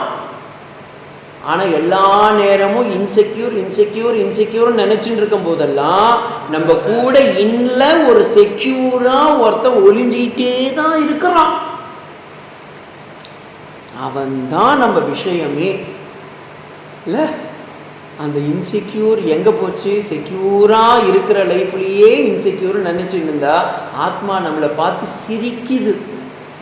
நம்ம மற்றவங்க சிரிக்கிறது இல்லை, நம்மளே நம்மளை பார்த்து சிரிக்க வேண்டிய லைஃப் இது இல்ல. அதுதான் இவர் சொல்றாரு, செல்லாய் தாவர ஜங்கமத்துள் எல்லா பிறப்பும் பிறந்திழைத்தேன் சுவாமி. ஒரு 10 பைசாக்கு கூட பெருமானம் இல்லாத இந்த வாழ்க்கையில புல்லா இருக்கும் போதே நான் உணர்ந்திருப்பேன், பூண்டா இருக்கும் போதே உணர்ந்திருப்பேன், புழுவா இருக்கும் போதே உணர்ந்திருப்பேன். நீ வந்து கொடுக்கலாம்ல, கொடுத்த எனக்கு அந்த சித்த விருத்தி வரலை. ஏன்னா ரிஃப்ளெக்ஷன் நமக்கு கிடையாது.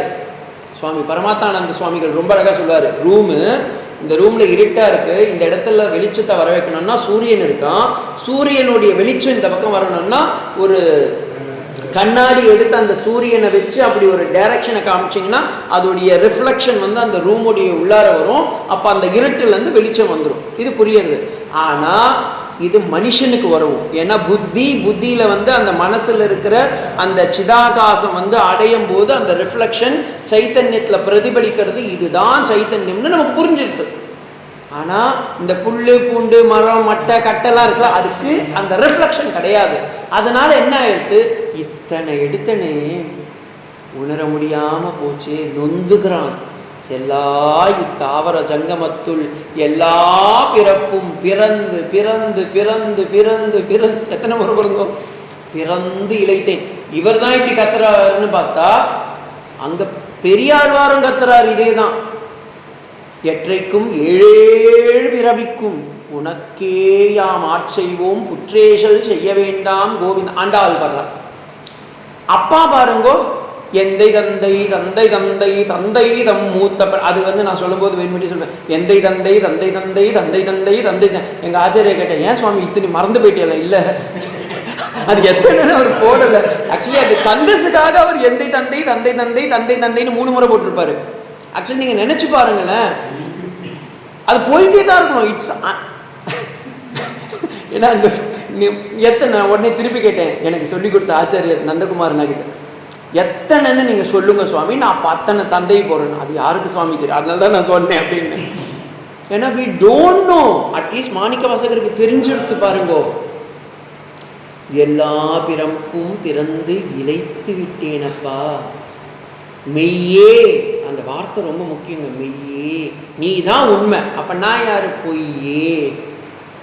அத்வைதத்தை அங்க எடுத்துட்டு வந்து அப்படியே வச்சுட்டார். சத்திய வஸ்துனி. பாகவதம் எப்படி ஸ்டார்ட் ஆகுது? சத்யாத்மகம் தாம் சரணம் பிரபத்தியே. முதல் வார்த்தையே சச்சிதானந்த ரூபாய விஸ்வோத்பத்தியாதி ஹேதவே தாபத்ரய விநாசாய ஸ்ரீகிருஷ்ணாய வயம் நமக. சத்யஸ்ய சத்யம் திரிசத்ய நேத்திரம் சத்யாத்மகம் தாம் சரணம் பிரபத்தியே. சத்தியமா இருக்கிற நீ தொடங்குச்சா. பாகவதத்துடைய கடைசி ஸ்லோகம் போய் பாருங்க, சத்தியம் பரம் தீமகி.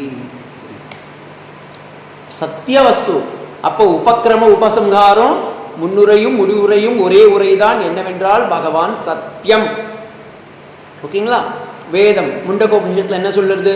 சத்தியம் சத்தியமேவ ஜெயதே. முண்டகோபனிஷத்து முடிச்சிருக்கேன்னு நினைக்கிறேன் ஒரு காலத்துல. ஸோ சத்தியமேவ ஜெயதே இருக்கா? வேதத்துல போய் பார்த்தா இப்படி சொல்றது, புராணத்துல போய் பார்த்தா இப்படி சொல்றது. ஸ்மிருதிக்கு போங்க, பகவான் என்ன சொல்றான்? கண்ணனும் நான் சத்தியமா இருக்கிறேன். இங்க அப்படியே இவர் வந்து சொல்றாரு, மெய்யே நீதான்ப்பா சத்தியம். அப்ப நான் யாரு? நான்றதே கிடையாது, நான் மித்யா இல்ல. இந்த இடத்துல சத்தியத்தை சொன்னாரு. ஏன் அவர் மித்தியத்தை சுவாமி மித்யா நீங்க போடலையே அப்படின்னா, தன்னை வந்து அவர் மித்யாத்வத்துல இருக்கிறதுனால அந்த மித்யாத்வத்தையே சொல்லக்கூடாது. ஏன்னா மித்யானா என்ன? வேதாந்தத்துல என்ன சொல்லுவோம்? மித்யானா என்ன? யாமா சா மாயா. மாயா தானே மித்யா. மாயானா என்ன? மாயானா இல்ல, இல்லாதவங்களை நான் எதுக்கு சொல்லுவானே? ஏன்? ஏன்னா எனக்கு மித்யான்றதே மித்யான்னா நீ இல்லாததை நினைச்சுட்டு இருக்க. அவித்யா அவித்யா, எனக்கு அவித்யா இருக்கு சுவாமி, அவித்யா இருக்கு. அவித்யால தான் வித்யாவே இருக்கு, அது வேற விஷயம். ஆவ நீக்கிடுங்க. குருநாதன் என்ன பண்றான்? அந்த ஆவ நீக்கிறான். ஆனா என்ன? அகங்காரத்தை நீக்கிறான். அதனால வித்யா பரிமளிக்கிறது. இங்கேயும் இவர் சொல்றார், மெய்யே உன்னை நான் அடைஞ்சிட்டேன். எப்படி அடைஞ்சேன்? உன் பொன் அடிகள். ஈஷாவாசிய உபநிஷத்துல போய் பார்த்தீங்கன்னா 12வது மந்திரத்துல அவர் சொல்றார், நீ எப்படி இருக்க? ஹிரண்மயேன பாத்ரேன சத்யஸ்யாபிஹிதம் முகம் பூஷன் ஏகர்ஷமர்ஷி யமா சூரியம் அஸ்மி அப்படின்றான். நீ ஜொலிக்கிற. எப்படி ஜொலிக்கிற? பூஷனா இருக்கிற. சூரியன் ஆதித்யனா, இந்த சொன்னோம்ல கொஞ்ச நேரத்துக்கு முன்னாடி, ஆதித்ய வர்ணம் தமச பிரகாஷ, அந்த பிரகாச ஸ்வரூபமா இருக்கிற அந்த சைத்தன்ய ஸ்வரூபம். நீங்க நினைச்சு பாருங்க, ஒரு பானை, அந்த பிராணையில ஒரு 10 11 இல்லை 9 ஹோல்ஸ் போட்டு விடுங்க. ஃபுல்லா தண்ணியை ஊற்றிடுங்கோ. ஒரு 9 ஹோல்ஸை போட்டுட்டு அந்த பானையை வைங்கோ. என்ன பண்ணும்? பானையில் இருக்க தண்ணியெல்லாம் அந்த ஹோல்ஸ் வழிக்கா, அந்த ஓட்டை வழிக்கா வெளியே தண்ணி பீச்சுக்கிட்டு வெளியே போய் காலி ஆகிடும் பானை. இந்த உடம்புன்றது ஒரு பானை. இந்த பானையில நவத்வார புரிய தேகி இல்ல புறமேகாதசன் இத்தனை ஹோல்ஸ் இருந்தும் ஆத்மா வெளியே போகாம உட்காந்துட்டு இருக்கான் இல்ல. அதுக்கு ஃபர்ஸ்ட் ஒரு நமஸ்காரம் சாமி. ஏன்னா தச்சு ஓடி போயிடுச்சுன்னா அப்போ பிடிச்சி இழுக்கணும். நீங்க நினைச்சு பாருங்களேன், திடீர்னு கண் வழிக்கா போகுது, ஏய் பிடிச்சி இழு. காது வழிக்கா, ஏய் ஆத்மா உள்ளார வந்து உட்காரு, இல்லைன்னா செத்து போச்சுன்னு பேக் பண்ணிடுவான் இல்ல. அப்ப ஓடாம உட்கார்ந்து இருக்குது. மெய்யே உன் பொன், அந்த பொன் அப்படின்றது ஜொலிக்கிறது. தங்கம் ஜொலிக்கொள்ள உன் பொன் அடிகள்.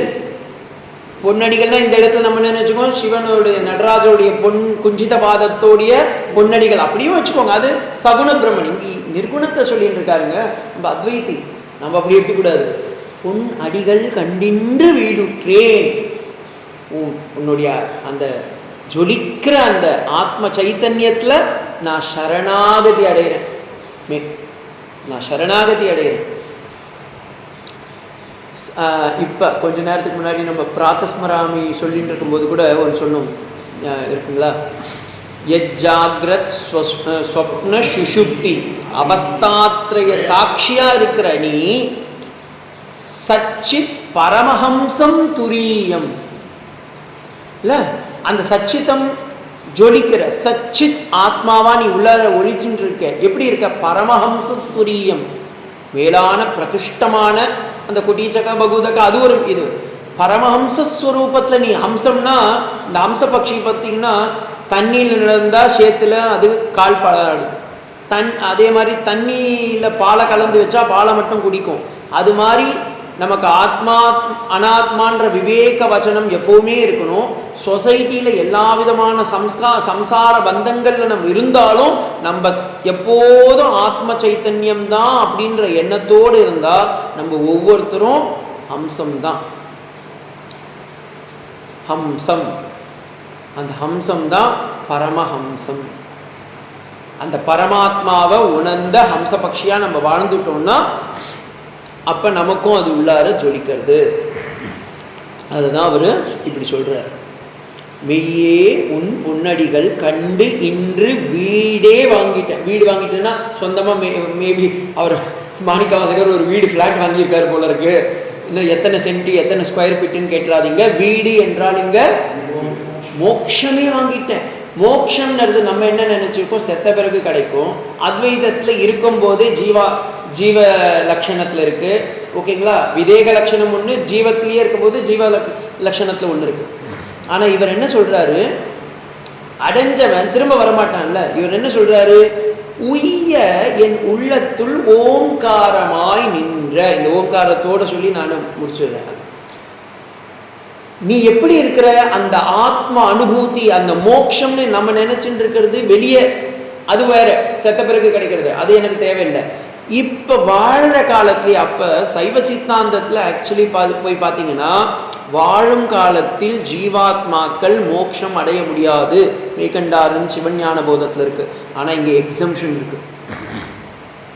உய்ய என் உள்ளத்துள், உள்ளம் எப்ப இருக்கும், உயிரோடு இருக்கும்போது தானே உள்ளம் இருக்கும். உள்ளத்துல நீ இருக்கிற, எப்படி இருக்கிற, ஓம்காரமாய் இருக்கின்றாய். என்ன ஓம்காரம், ஓம்காரம்ன்றது எல்லாருக்குமே தெரியும், பிரணவம். ஆனா அந்த பிரணவத்துக்குள்ளார ஒளிஞ்சுட்டு இருக்கிறது என்ன, அகார உகார மகாரம். அகாரோ வாச்சகோவை விஷ்ணுகு, மகாரோவை ஜீவக, உகாரோ தத் லட்சணம்னு விஷ்ணு புராணத்துல பெருமாளை பத்தி சொல்லுது. இந்த பக்கம் நீங்க போய் பார்த்தீங்கன்னா அந்த இதுவே எப்படி இருக்காருன்னா, மாண்டூக்கிய காரிகாலியும் சொல்றாங்க, அகாரம் உகாரம் மகாரம்ன்ற திரிபதம், அந்த திரிபதத்துக்கும் மேல இருக்கிற துரிய பதம் தான் நீ. நம்ம நினைச்சுட்டு இருக்கோம், இது வேற. இப்ப நிறைய பேர் அதை நீ சில இடத்துலலாம் ஓம்காரம் உபாசனை செய்யறா. ஓம்கார உபாசனை வந்து சன்னியாசிங்களுக்கு. ஆனா மற்றவங்களுக்கெல்லாம் அந்த புரிஞ்சுக்கணுன்றதுக்காக அவங்க என்ன பண்ணிடுவாங்க, மந்திரத்துக்கு மேல அந்த ஓம்காரத்தை ஒரு துணையா தான் எடுத்துக்கிறாங்க. ஏன்னா அதையே கான்சென்ட்ரேட் பண்றதுக்கு அவங்களுக்கு அருகதை இல்லை, இன்னொன்று பக்குவப்படலை. அப்ப இவங்க ஏன்னா, இவங்க மூளை ஆல்ரெடி கெட்டுதான் இந்த வரைக்கும் வந்தான். ஏன்னா பிரவൃத்தியில எல்லாம் இப்படி போறவன், இவன் மட்டும் நிவர்த்தியில வரான்ல, அதனால அவனுக்கு ஆல்ரெடி குழப்படவன் சன்னியாசி. அதனாலதான் இந்த பக்கம் தூக்கி போட்டு நீ போ. அதனாலதான் மாண்டூக்கியம் ஏவ ஹலம் அப்படின்னு சொல்லி சன்னியாசிங்களுக்கு வச்சிருக்காங்க. ஷிரோன் விரதம் அங்கதான் வருது. அப்ப இந்த இடத்துல படிக்கும்போது அவன் என்ன பண்றான், அதை சதுஷ்பாத்தா படிக்கிறான். நீங்க அந்த காரிக்கால போய் பார்த்தீங்கன்னா சதுஷ்பாத் சோயம் அலம் அப்படின்ற இது வரும், அதுவே போதும் அப்படின்வா. ஏன் அப்படின்னா அவனுடைய இது என்னன்னா, இது ஜாகிரத் சொப்னா சுஷுப்தி அந்த அவஸ்தை ஒன்று. அதுலேயே அவர் 4-5 இதுவாக பிரிப்பார். காரிக்காலெலாம் உங்களுக்கெல்லாம் நல்லா படிச்சுருப்பேன். ஸோ அந்த டீட்டெயில் நான் போக விரும்பல. இந்த உடம்புலையே போய் பார்த்தீங்கன்னா நமக்குள்ளார 3 இருக்கு. உங்கள் வேதாந்த பிரகாரம் என்னது, காரண சரீரம், லிங்க சரீரம், சூக்ஷ்ம சரீரம்னு. இந்த 3த்தையும் கடந்து போகணும், அப்பதானே ஆத்மா வருது. அது 3த்தையும் கடந்தீங்கன்னா தானே ஆத்மா. ஏன்னா அது 3த்துக்குள்ளாரையும் அவன் தான் இருக்கான். அண்டர் கரண்ட்டும் அவன் தான், அபோ கரண்ட்டும் அவன் தான். அதே மாதிரி ஜாகிரத அவஸ்தை, சொப்னாவஸ்தை, சுஷுப்தி அவஸ்தை, விஸ்வ தைஜச பிராக்ஞ 3த்தையும் அவன் தான் இருக்கான். ஓகேங்களா சுவாமி, இந்த தேகம் இது பண்ற பலாபலன் எல்லாத்துலயும் அவன் தான் இருக்கான். அப்புறமா நீங்க கரணம், காரணம், கர்த்தா அப்படி பார்த்தீங்கன்னாலும் அவன் தான் இருக்கான். இப்ப இவன் இல்லாம நீங்க எங்க எஸ்கேப் ஆக முடியும்? ஜாகிரத அவஸ்தையிலிருந்து தப்பிக்க முடியுமா? சொப்பன அவஸ்தையிலிருந்து தப்பிக்க முடியுமா? துரிய அவஸ்தையில கூட நீங்க தப்பிக்க முடியாது. ஏன்னா எல்லா காலத்திலையும் பூதம் பவ்யம் பவிஷ்யம். அதுக்கு தான் அகாரம்ன்றது ஆல்பபெட்ஸ்ல ஃபர்ஸ்ட் வர்றது, ஊ கடைசியா நிக்கிறது, இம் த லாஸ்ட் ஃபைனல். இம் ஆக்சுவலி அது மா கிடையாது. நிறைய பேர் இப்போ பார்த்தீங்கன்னா அதை ஒரு மெடிடேஷன் சொல்லி ஆன்னு எதோ சொல்லி கொடுத்துருக்கா, அது வேற விஷயம். ஆக்சுவலி ஆ ஊ மா சொல்லக்கூடாது, இம் அது பாதி, ஆஃப் சிலபல் அது. ஸோ அந்த இடத்துல முடியும் போது அது லலிதா சஹஸ்ரநாமத்தில் பாஸ்கர் ராயர் சொல்லும்போது சொல்றாரு, மத்தியமா வைகரி பஷ்யதி. அவ பார்க்குறான் அந்த இடத்துல, அந்த வார்த்தையை பார்த்துடுறான். பக்தமானச ஹம்சிகா, அவ ஹம்ச வடிவத்தில் அவளே பரபிரம்மமா வரா இந்த நம்ம இடத்துல. அப்ப இங்க வரும்போது நாபில இருக்கும்போது ஒண்ணுமே தெரியல. நாத விந்து கலாதி நமோ நமக. அப்பதான் அந்த வார்த்தை வருது நமக்கு. இல்லைன்னா இங்க இருக்கும் பார்த்தீங்கன்னா அது உள்ளாரதான் உட்கார்ந்துட்டு இருக்கான். மூலாதாரத்துல திருமூலருடைய ஒரு இதுல இருக்கு, மூலாதாரத்துல நீ இருக்கிற. ஆனா இங்க வரும்போது எனக்கு என்ன வருதுன்னா, என்னுடைய இதயாகாசத்துல தெரிகிற அதுவே கண்டத்துல வரும்போதுதான் பாஷையா வர. நான் என்ன பாஷை, இப்போ நான் உங்களுக்கு தமிழ்ல பேசிட்டு இருக்கேன், ஆனா வெறும் பேசுறது என்ன, வெறும் காத்து தான். நான் ஹிந்தியில பேசினாலும் சான்ஸ்கிரிட்ல பேசினாலும் இங்கிலீஷ்ல பேசினாலும் காத்து தானே இது. பாஷா ரூபா பிருகத்சேனா பாவா பாவ விவர்ஜிதா. ஆனா இந்த இடத்துல அகாரம் உகாரம், இந்த இடத்துல பாதி கண்டத்துல வரும்போதுதான் அவன் பரிமளிக்கிறானே பாஷ்யம். அப்ப இந்த ஓம்காரத்தை அவங்க ஜபமா எடுக்கும்போது அவங்க என்ன பண்றாங்கன்னா, அதுலேயே இத்தனை விதமான தாத்பரியங்களை அவங்க பார்க்குறாங்க. Meditation it is not just ஓம்காரம்னா ஓம் ஓம் ஓம் ஓம். அதனால ஒரு பிரயோஜனம் கிடையாது. 1,00,000 முறை சொன்னாலும் தலை தான் வலிக்குமாக்கண்டி, இல்லை வாய் தான் வலிக்குமாக்கண்டி, ஒரு பிரயோஜனம் கிடையாது. ஆனால் அதனுடைய தாத்பரியத்தை புரிஞ்சுட்டோம்னா நம்ம உஸ்வாச நிஸ்வாசத்திலேயே அந்த ஓம்காரம் தான் உட்கார்ந்துருக்கு. இது ஒரு சுவாமி எனக்கு சொன்னார். வெள்ளூர் மடத்தில் இருக்கும்போது, இப்போ அந்த சுவாமி தவறிட்டார். நான் எப்போ பார்த்தாலும் அவர் அமைதியாக உட்காந்துட்டு இருப்பார். ஆரோக்கிய பவன் இந்த ரிட்டையர்டான சுவாமிங்களுக்குன்னு ஒரு ரூம்லாம் இருக்குது. நான் அப்போ போகும்போது ஒரு சுவாமி எப்போ பார்த்தாலும் அமைதியாக அப்படியே இருப்பார். நான் கேட்டேன், சுவாமி நீங்கள் எப்போ பார்த்தாலும் அமைதியாக இருக்கீங்க, உள்ளார ஜபம் பண்ணிக்கிட்டே இருக்கீங்களா அப்படின்னு. அவர் திருப்பியும் ஒரு பாம்பிளாஸ் போட்டார். நான் எப்போ அது பண்ணாமல் இருக்கிறீங்க அப்படின்னாரு. நான் கேட்டேன், அப்படியே ஜபா கொர்ச்சே மகாராஜ், கிந்து அவர் உடனே திருப்பி கேட்டார், நான் எப்போ அது பண்ணாமல் இருக்க முடியும் அப்படின்னாரா. ஓ, அப்போ எல்லா நேரமும் ஓடுது, அதுதான் அஜபா. ஜபம் பண்ண வேண்டாம். நீங்க என்ன ஜபம்னா செல்ஃப் எஃபர்ட் எடுக்கிறீங்க, இங்க செல்ஃப் எஃபர்ட்டே கிடையாது. முமுக்ஷானந்த் சுவாமி இஸ் a great scholar. அத்வைத ஆசிரமத்தில் இருந்தார், நிறைய புக்ஸ் தான் பண்ணியிருக்கேன். அப்படி ஜப்பா குறைச்சே மறேன்னா அப்படின்னா எப்போ நீ வரல அப்படின்னா, ஏன்னா he is having the அஜபா மந்திரம் உள்ளார. அப்போ அந்த ஜபம் நடந்துகிட்டே இருக்கு. ஜபம்னா நம்ம என்ன நினைச்சுட்டு இருக்கோம், ஓ சுவாமி எதுவும் மந்திரத்தை சொல்றாரு. இல்லை, அந்த உஸ்வாச நிஸ்வாசத்திலேயே அந்த ஓம்காரத்தில் உறைஞ்சி போனதுனால்தான் சுவாமிக்கு அந்த நேம கொடுத்தாங்க, ஓம்காரானந்தம். ஓம்காரத்திலேயே ஆனந்தத்தை அடைஞ்சிருந்தா அந்த சுவாமி அந்த நாமம் கிடைச்சிருக்குமா சொல்லுங்க. பகவானுடைய கிருப்பை, சந்நியாசம்ன்றது ஒரு பகவானுடைய கிருப்பை. அதை ஒருத்தர் சுவாமிக்கு கொடுக்குறான்னா அவர் எவ்வளோ பெரிய மகாத்மா இல்லை, அடைஞ்சதை கொடுத்தாங்க. அதுதான் இந்த இடத்துல இவரும் சொல்றாரு, உய்ய என் உள்ளத்துள் ஓம்காரமாய் நின்ற. அதுக்கு மேல அவரால் சொல்ல முடியல நீ எப்படி இருக்க. ஏன்னா இப்ப நீங்க அவர் சிவனா பார்க்கல, அந்த ஓம்காரம் என்னன்னு சொல்ல முடியாது, யாராலையும் சொல்ல முடியாது. நம்ம நினைச்சுன்னு ஓனா ஆவுமா. இப்ப நான் கொஞ்ச நேரத்துக்கு முன்னாடி டு எக்ஸ்பிளைன் ஏதோ நான் பாஷா ரூபா பிருகத்சேனா இது சங்கராச்சாரியார் சொல்றாருல்ல, அர்த்தஜாலம் மகாரண்யம் சித்த பிரமண காரணம்னு. அது ஏதோ நமக்கு தெரிஞ்சதை ஏதோ கொட்டி வாரி அள்ளி போட்டு வீடு கட்டுற மாதிரி நம்ம ஏதோ பண்ணிட்டு இருக்கோம். ஆக்சுவலி இந்த இடத்துல அவன் சொல்றான், ஐயா விமலா, வேதங்கள் உன்னை என்னன்னு சொல்லுது. ஐயா நான் என்ன சொல்லுவேன் ஐயா, புரியலையே, நான் எப்படி சொல்லதுன்னே தெரியல. மெய்யா நீ உயிரோடு உண்மையிலேயே சத்தியம்னு சொல்லுது வேதம். பாகவதம் ஒரு பக்கம் சொல்றது, விஷ்ணு புராணம் ஒரு பக்கம் சொல்றது, ஏதோதோ வார்த்தைகள் எல்லாம் அள்ளி போட்டு இதுதான் அவனுக்கு ஸ்பெஷாலிட்டின்னு நம்ம ஒரு ஃபார்ம் பண்றோம். வேதம் சொல்லுது அது கிடையாதப்பா, ஏன்னா நீ வார்த்தையால சொல்ல முடியாதப்பா. இந்த பக்கம் நம்ம குணத்தை கொடுக்குறோம், அவன் நல்லவனுக்கெல்லாம் நல்லவன், அவன் தர்மத்துக்கெல்லாம் தர்மம், இவன் இப்படியாப்பட்டவன் அப்படியாப்பட்ட ஆத்மாவை எப்படின்னா காட்ட முடியுமா. இந்த இடத்துல அவர் ஹீஸ் இந்த ஹையஸ்ட் பீக் ஆஃப் அத்வைத்தம். ஏன்னா அங்க உருவம் இல்லை, குணம் இல்லை, ஸ்வரூப ரூப குண விப.